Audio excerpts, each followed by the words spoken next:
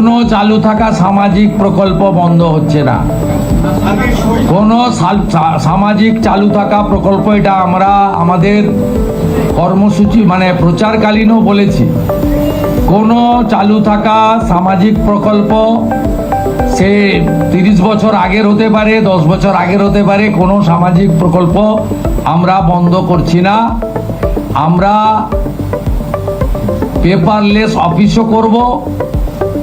আমরা সমস্ত পোর্টালগুলোকে আপডেটও করব এবং সমস্ত বেনিফিশিয়ারি ডিবিটির মাধ্যমে, যেটা নরেন্দ্র মোদীজির নেতৃত্বে দেশের সরকার করেছে, ডাইরেক্ট বেনিফিট ট্রান্সফারের মাধ্যমে হবে এবং সবটাই স্বচ্ছতার সঙ্গে হবে।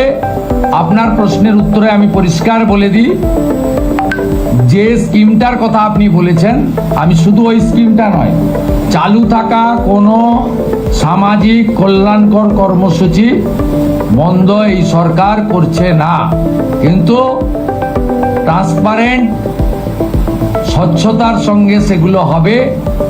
কোনো মৃত ব্যক্তি তিনি কোনো সামাজিক প্রকল্পের সুযোগ পেতে পারেন না, আপনিও বলবেন না পাওয়া উচিত নয়। কোনো অভারতীয় তিনি ভারতের কোনো প্রদেশ বা জাতীয় সরকারের কোনো বেনিফিট তার পাওয়া উচিত নয়।